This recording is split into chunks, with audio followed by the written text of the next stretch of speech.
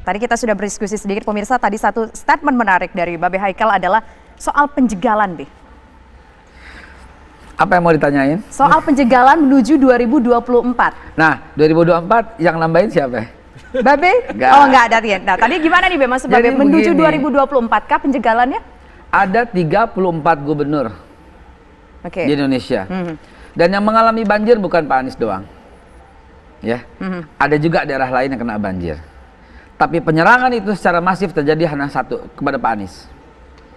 Bahkan ada angket untuk minta beliau mundur.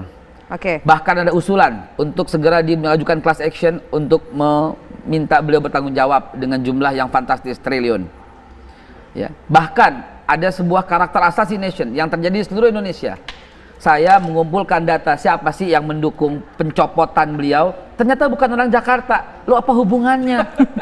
Lihat, saya kumpulin semua dari itu Malang. Yang petisi ya? Iya, bukan cuma petisi di sosial media. Tanpa ya, petisi. Petisi sosial media itu? Enggak, di petisi lain lagi. Tapi di Twitter, di Instagram, dari Malang, Kediri, Jember, semuanya itu menyerang dengan satu bahasa yang sama dan kompak. Ini ada apa? Maka kesimpulan secara politis itu tepat. Karakter assassination itu tepat. Coba deh, kita nggak mau menunjuk gubernur yang ada ya, ntar jadi rame lagi ya, atau gubernur yang lain ya. Tapi pertanyaannya, kenapa Anies yang diserang dan serangannya dari seluruh Indonesia? Maka kesimpulan sementara ini ada hubungannya dengan dendam Pilpres yang lalu. Untuk yang ke depan, apakah ada hubungannya juga, Be? Kalau menurut Babe? Tidak ada statement apapun dari Pak Anies, dari siapapun, dari untuk maju kemana ke 2024, belum ada kepikiran ke sana. Dan Pak Anies pun juga nggak ada kepikiran ke sana. Dia lagi fokus membenahi Jakarta. Dan hasilnya dilihat oleh dan dirasakan oleh semua warga. Saya turun loh Mbak. Saya turun dari seluruh pesisir Condet, dari mulai Pasar Minggu, Condet, Rindam, Cilitan, Kalibata, Kampung Melayu, semua saya turun ke sana. Respon masyarakat apa waktu itu, Be? Respon masyarakat mengatakan apa? Lah ini memang musibah, belum pernah ada banjir sebesar ini. Dan dulu kita juga mengalami lebih besar daripada ini. Semua berkata demikian. Mereka puas dengan apa kinerja yang sudah dilakukan oleh Pak Anies selama ini? Saya akan mengumpulkan data kalau umpamanya diperlukan, saya akan rekam, dan sementara sebagian sudah saya rekam di Instagram, Twitter, di Facebook. Semua menyatakan respon ini sangat baik dan hanya dalam waktu 2 hari semua kering. Yang sekarang ini adalah dampaknya. Ada lumpur masuk belum selesai begitu. Ada sampah yang masih di pojok-pojokin lagi nunggu antrian untuk diangkut dan sebagainya. Tapi warga sangat responsif dengan hal ini.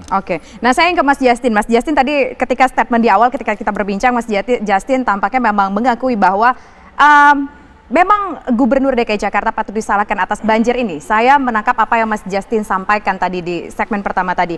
Tapi menurut Babe Haikal ini nggak fair karena sebetulnya sudah bekerja dengan banyak begitu loh Mas Justin. Jadi begini ya, mungkin saya harus meluruskan dulu. Kalau data-data yang seperti Babe Haikal sampaikan barusan, saya juga sudah pelajari itu juga. Tapi kita harus ingat, ini data-data tahun lalu secara akumulasi setahun itu berjalan. Sedangkan yang terjadi di 2020 ini baru terjadi banjirnya dalam 2 hari. Jadi ini tidak bisa dibandingkan apple to apple. Karena 2020 baru dimulai 2 hari dan hasilnya seperti ini. Dan cuaca ini tidak berhenti sampai di sini. Justru curah hujan yang tinggi akan terjadi hari-hari ke depan. Dan siklus-siklus yang terjadi itu ada tahun 2001, 2021 dan 2022. Saya ingin tahu pendapat Mas Justin. Sorry, saya potong dulu. Datanya nggak akumulasi sebelum lanjut. Nggak akumulasi, saya apple to apple. Saya apple to apple. Data yang saya punya detail, kalau diakumulasikan akan lebih besar. Saya tuh detail, ya, day by day gitu loh. Ya, ada durasi hujan ya Pak? Iya, detail semua. Detail semua. Nanti yang kita cek sama-sama. Mungkin Babe bisa akumulasi. Sampaikan sedikit Babe mungkin datanya untuk kepada pemerintah. Tidak akumulasi. Jadi begini ya. Setelah itu masalah karakter assassination yang tadi diduga dilakukan juga. Itu juga saya kurang setuju. Saya pikir itu agak-agak bawa perasaan aja. Karena kenapa Anies menjadi spotlight? Karena inilah merupakan resiko memimpin ibu kota Jakarta. Dan yang kedua, Anies merupakan gubernur dengan APBD terbanyak di Indonesia. Dan memiliki tim TGUPP juga terbanyak juga di Indonesia. Wajar saya kira menjadi spotlight. Tapi petisi-petisi online itu datangnya bukan dari mereka yang warga DKI Jakarta loh, dari sejumlah daerah-daerah lainnya di luar DKI Jakarta. Dan wajar juga reaksinya memancing reaksi nasional. Menurut Anda itu wajar? Bukan warga DKI Jakarta? Ini kan online Mbak. Ini bukan suatu upaya hukum dan lain sebagainya. Dan bukan juga usaha-usaha penjagalan dan lain sebagainya. Ini petisi-petisi.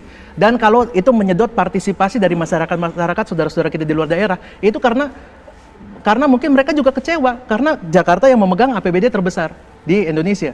Seperti itu. Jadi saya pikir kita juga harus berhenti berkelit ya. Saya pikir harus berhenti bersembunyi di balik kata-kata yang manis bahwa ini musibah dari force major dan lain sebagainya. Dan saya minta mulai bekerja. Adalah fakta bahwa banjir yang terjadi di Jakarta kemarin itu terjadi sebelum banjir kiriman, sebelum air kiriman, karena ini terjadinya dini hari. Ini berarti bermasalah Jakarta dengan daya tampung airnya. Dan yang kedua adalah fakta bahwa sungai-sungai kecil, ini berdasarkan hasil reses saya di lapangan, itu banyak sekali yang tidak dikeruk pada zaman Anies menjabat. Saya juga sudah masukkan ini dalam laporan reses saya, sehingga terjadi pendangkalan, sehingga setiap ada hujan dengan durasi yang cukup panjang, lumpur-lumpur masuk ke rumah masyarakat. Dan ini saya sudah masukkan dalam laporan reses saya. Saya harap dengan anggaran yang ada di 2020 ini akan dikerjakan. Sebenarnya masalah normalisasi atau naturalisasi nggak masalah juga, yang penting dikerjakan. Kemarin ini masalah serapan anggaran juga banyak juga yang rendah, Mbak. Sebenarnya nggak cuma masalah pembebasan lahan saja. Ini pengadaan pemasangan pompa pengendali banjir aja. Kita dapat poinnya beberapa Pusat, ada. Hanya 0,67%. Oke, menurut Mas Justin, wakil rakyat dari fraksi PSI ada sejumlah permasalahan itu. Kita tangkap. Bagaimana dengan wakil rakyat dari Gerindra? Iya, kalau disebut ada beberapa data-data yang disebut tentang serapannya, pengerukan. Menurut saya ya, catatan saya juga di setahun ini ya, kan itu kan harus dibicarakan dalam konteks tadi Pak Anies mengatakan pembagian tugas ya. Sudah disebut jelas 13 sungai besar itu menjadi tanggung jawab pemerintah pusat. Oke. Satu ya, itu penting 13 sungai. Apa itu? Ciliwung. Mbahnya sungai itu Ciliwung. Satu. Karena Pak Anies tidak punya tanggung jawab, maka kesalahan tidak bisa ditumpahkan di situ. Satu. Kedua, apakah Pak Anies mengerjakan sungai-sungai selain Ciliwung? Iya. Ya, misalnya apa? Naturalisasi baru bisa dilakukan di Kali Sunter.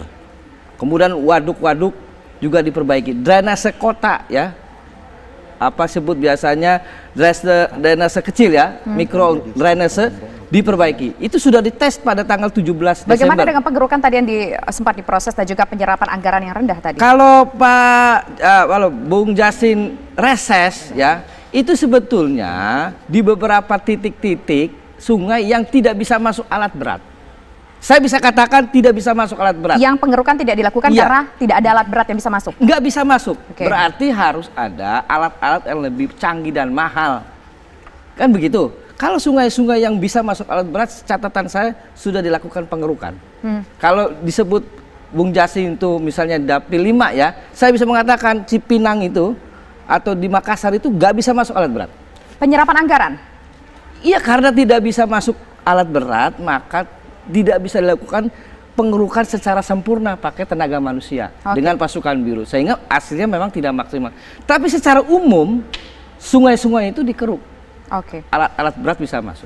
Mas Justin, ada kok pengerukan secara umum, itu kan terkendala karena memang nggak bisa masuk alat-alat berat, butuh sesuatu yang lebih canggih lagi. Saya agak-agak speechless kalau ada statement seperti itu.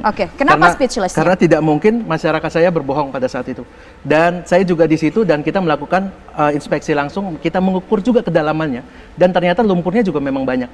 Jadi kalau misalnya itu di daerah mana, Mas? Maaf, di daerah itu mana? Ada di Pondok Kelapa dan di Kramat Jati. Nah, ini nggak bisa masuk dan saya alat berat. katakan ini anak-anak sungai. Anak-anak sungai menuju sungai besarnya.